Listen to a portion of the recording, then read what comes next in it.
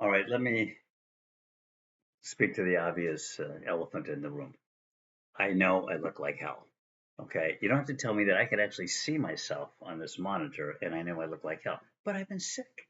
I know that's my excuse for everything, but this time it's actually true. And I saw my angel, the doctor, the other day, who literally saved my life, and he told me I'm coming along fine. So here's a shout out to you, Doc. I wouldn't be here without you. I really wouldn't. So it's great when things work out the way they're supposed to, and the good Lord willing, these things will. I'm not 100% yet, but I'm getting there. I'm supposed to show up for trial on the 22nd of November, and Doc assures me that I should be able to be there with bells on, which is sometimes these courts frown on that. I don't know why. I think it looks pretty cool. When I'm talking about bells, I'm talking about my bell-bottom pants from the '60s. Okay, I thought it was cute. Who cares what you think? If you had any friends, you wouldn't be watching this show right now. So what am I going to talk about? Well, first of all, you may notice that I'm still at my friend's house, but I was able to have that plant removed from my head. That's something else that my doctor did. We performed an immediate plantectomy on my head and took it out. So it's gone. There's a big hole there now, but fortunately, he said there's nothing in danger of coming out of that hole. Not sure what that meant. He said it in sort of a snide manner, so maybe he meant to say that there's nothing in there. He couldn't have meant that. So enough of that. I had my plantectomy. I'm now back. I'm not feeling that good, and I'm probably going to quit before too long. I mean, I don't mean to shuffle off this mortal coil, as Shakespeare would say. I mean, I may quit this broadcast. Maybe suddenly, who knows? I may have to get back in the bed. The bed has seen more of me than it would like to, under any circumstances, but particularly this one. But I may just crawl back up those stairs again. Can't walk, of course. So I want to talk to you about why Donald Trump is such a threat this time around, and why it is that General Kelly, and if you don't know who General Kelly is, then turn this off immediately. I have no respect for you. That means I'll have respect for you if you do. It just means I won't if you don't. Put those two together. So General Kelly, basically, I'm going to paraphrase him, said Trump is a danger to our country. If he gets back in power again, he's fundamentally, if he was the one who described him as a fascist, I don't know. If you want to know whether or not Donald Trump has fascist tendencies, go watch the Netflix serial on Hitler and the Nazis. When you hear Hitler say, and our slogan is going to be, make Germany great again, that sends chills up and down my spine. That was back when I could feel my spine. So here we are, ladies and gents. General Kelly is saying that. Now, who's General Kelly? Well, he's a four-star general. I believe he was a four-star. So, a little about me, those of you who may not know, probably most of you do. I grew up in the military. My father was retired as the Judge Advocate General of the Air Force Communications Service. He was a bombardier navigator in World War II, chest full of medals. He was supposed to try the cases at Nuremberg, but instead he got diverted and put in charge of status of forces prosecutions in Europe at the same time. This is 1945. 40, 45. So, 40, no, not 45. Okay, like it matters to you. Okay, it matters to me because I don't want to be completely losing my mind. I was born in 44. Roosevelt was elected in 44. Truman ran for first time election in 48, and we were there a year earlier, so it would have been 47. Okay, so we go over there in 47, and fast forward when my dad retired as a full colonel. He stayed on as the Judge Advocate General, with the term general in the name, of the Air Force Communications Service, which is a general officer slot. So he stayed on as a civilian with the civilian equivalent rank of a general. Bottom line is, I've known a lot of generals in my lifetime. I knew them when I worked for the Air Force myself as a lawyer for the Air Force, and grew up around high ranking military officers all the time. General Kelly was among the most respected of all the most respected group of people in the military, which is our generals. And there are exceptions, but by and large, these generals are professional from the bottom of their toes to the tops of their heads. They're as professional as they can be. They care about the country. They put patriotism and their families first. They put partisan politics way at the end of the line if it even exists for them at all, because they don't care if they're serving for a Democrat or a Republican. They serve the country and they serve the president. So when he picked General Kelly, I knew of General Kelly's reputation. I was thrilled at the time, and I remember thinking, well, maybe this won't turn out so bad after all. He's selecting people across the line, including General Mattis, General Kelly, and even didn't agree with his politics, but Mike Pence was a solid guy. He clearly had a moral basis, a moral fiber to him. And even Reince Priebus, who was later come around to being another Trump toady, was somebody who had some background and credentials. He put together, in other words, people who were known to us, those of us who follow these things. They were known entities. And sure enough, even Bill Barr. And when he tried to get, I believe it was Bill Barr, to prosecute Hillary Clinton, he refused. And there were a number of other things he tried to get people to do that refused to do them because these people have solid credentials themselves, solid background, solid history. They didn't need his favoritism, and there was a line that they were going to draw, and they drew it. Who do you think is going to have drawing the line this time? What General Mattis is he going to have this time? What General Kelly is he going to have this time? What Mike Pence is he going to have this time? He will make as a criteria for appointing people that they first have to agree with him before he ever agrees to appoint them, that they will support whatever he tells them to do, and they don't care who or what says different, including the United States Supreme Court, which is going to bring us in a minute to our crisis. So he's going to go in there now, and he's going to tell his attorney general, I want you to go lock up Nancy Pelosi.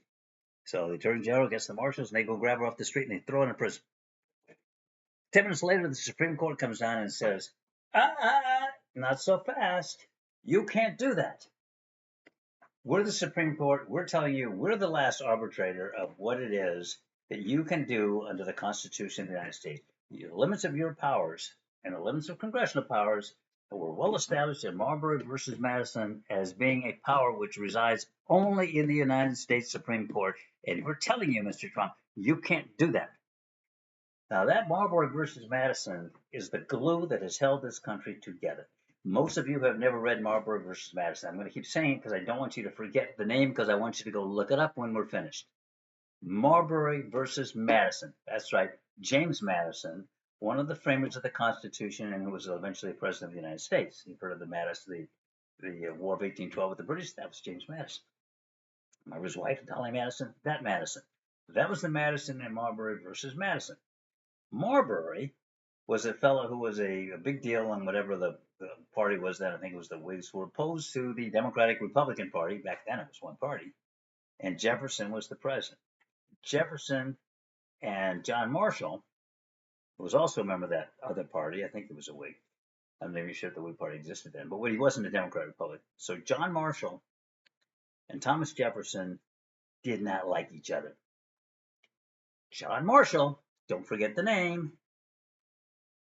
the main Chief Justice that this country ever had, John Marshall, and Thomas Jefferson, like that. Now, how they got along personally, I don't know.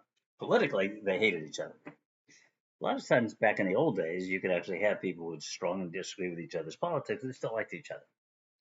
And maybe those people did. I don't know. But they're all revered as heroes, you know. So we get this case as Marbury versus Madison.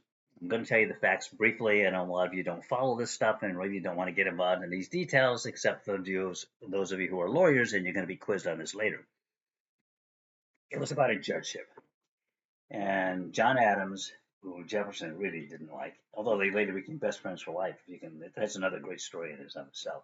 And they both died on July 4th, within hours of each other. But they were political enemies. And John Adams appointed a whole bunch of federal judges between the time he lost the election to Jefferson and the time Jefferson was going to take over, with the idea of being able to put such checks around Thomas Jefferson that he would have a hard time being able to function as president. And one of those appointees was was Marbury. And Marbury was a high-ranking member of that other party. And so Marbury got this judicial appointment. And just before he was supposed to take office, Jefferson took over his presidency, and he took his commission, and he tore it up and threw it away.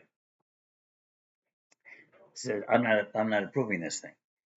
So he didn't get his judgeship.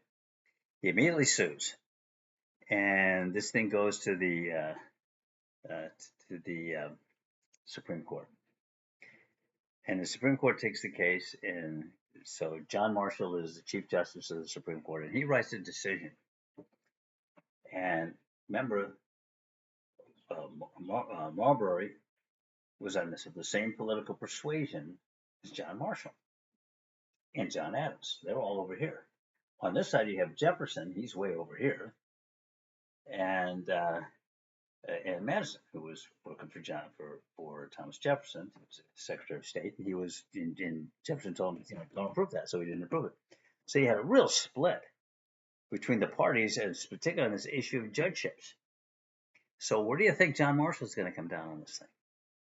Well, John Marshall came down and he said quite strongly that the ultimate determination of what the president's powers are and what the powers of the legislative branch of the government are resides right here in my court. I, as the Supreme Court of the United States, is the ultimate decider when it comes to issues of what powers do the other branches of the government have. Now, that's the ultimate check and balance. Now, ironically, the decision that came down was to uphold what Jefferson did. So in reality, this the whole statement about the powers of the government and the power of the Supreme Court over the powers of the other branches of the government was just dicta. And I know what you're saying. What the hell does that mean? Okay. You came to this thing not just to look at my formerly pretty face, but to learn some things, so, including additions to your vocabulary. Those of you who are lawyers listening to this know what dicta means. The rest of the population probably doesn't. In the first place, you probably never heard the word dicta because they almost never talk about it on any of the media, mainstream or otherwise. The other thing they never talk about is Madison versus Marbury, which is the most important fundamental decision the Supreme Court has ever made. It sets the entire framework for our separation of powers.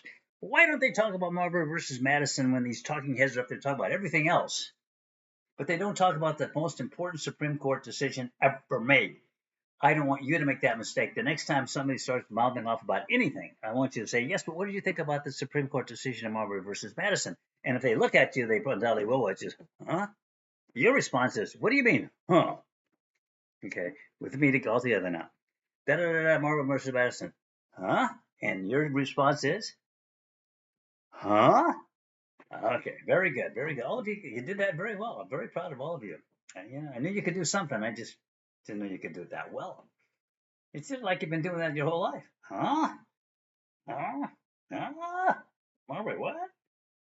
Okay, so when they don't know what Marbury versus Madison, this is your opportunity, the only time in your life, to look smarter than somebody to whom you are talking, to whom you're speaking, with whom you're speaking, whatever. Look smarter than anybody, ever. This is your one chance. Don't blow it. Marbury versus Madison. Dicta. All right. Here comes dicta.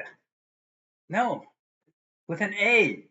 Listen, I'm sick and tired of you people and your filthy jokes. I'm not going to put up with it anymore. I'm really not. I'm sick and tired of it. It's disgusting. Sister Mary Agnes, I'm surprised at you.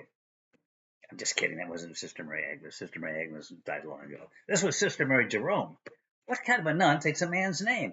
I don't know, and I don't care. We need to get back to the subject at hand and quit diverting me with this nonsense. Dicta is the question. Dicta means just what it says. It means, this doesn't make any difference, but I'm going to say it anyway. I know, that should be the name of this show. Dicta. This is Ed O'Connor and the Dicta Show. Nothing I say matters. So, the Dicta Show.